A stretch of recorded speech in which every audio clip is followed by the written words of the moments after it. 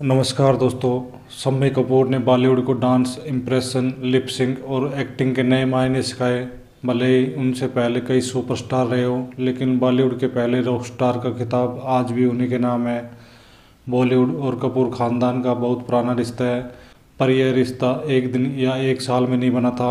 इसके लिए कपूर खानदान के हर व्यक्ति की कड़ी मेहनत छुपी है। शमशेर राज कपूर उर्फ शम्मी कपूर ने बॉलीवुड में अपनी अलग पहचान अपने बलबूते पर बनाई।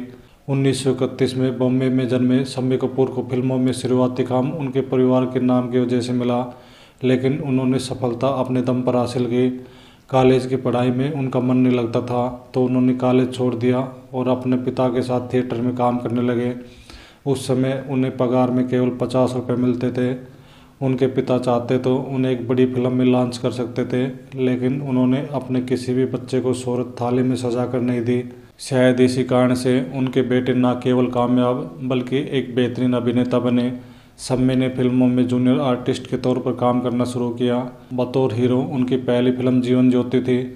उनकी कई शुरुआती फिल्में बड़ी फ्लॉप साबित हुई।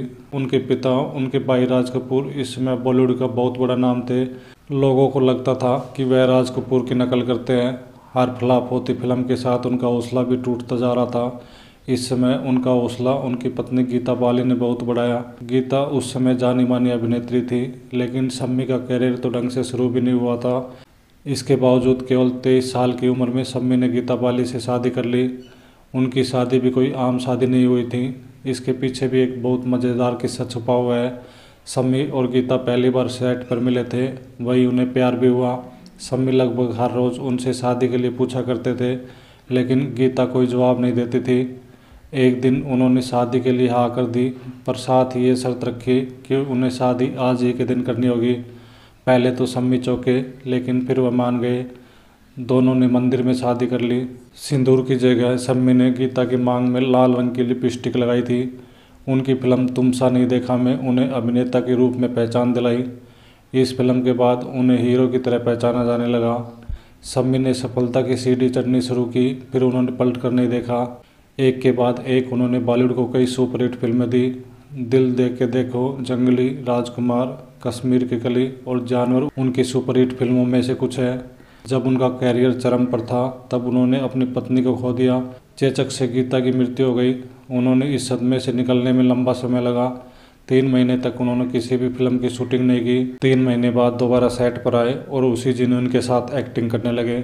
उन्हें एक्टिंग करता देख कोई नहीं बता सकता था कि वह अभी इतने बड़े सदमे से गुजरे हैं।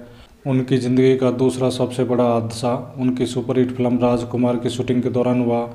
इस फिल्म के एक गाने की शूटिंग करते समय हाथी की वजह से उनका पैर टूट गया, जिसकी वजह से उन्हें डांस करने में काफ़ी तकलीफ होने लगी। वह डांस जो उनकी पहचान थी, अब उनके लिए एक तकलीफ बनने लगी। 2-3 फिल्मों तक उनके लाख प्रयास के बाद भी जब वह पहले की तरह डांस नहीं कर पाए, तो उन्होंने बॉलीवुड से 1.5 साल का ब्रेक ले लिया। लेकिन उन्हें इस बात का बिल्कुल भी अफसोस नहीं था, क्योंकि उन्होंने यह समय अपने माता पिता के साथ बिताया। दोनों का निधन इन्हीं वर्षों में हुआ। 1.5 साल बाद उन्होंने बॉलीवुड में वापसी की, लेकिन पैर में चोट लगने के कारण उनका वजन काफ़ी बढ़ गया था। उसके बाद उन्होंने फिल्में की, उनमें से कुछ हिट हुई, लेकिन अब नायकों की तुलना में सहायकों की भूमिकाएं अधिक ऑफर होने लगी। उन्होंने कई फिल्मों में पिता और दादा के रूप में भी काम किया। रॉक स्टार में उनके रोल को कौन भूल सकता है।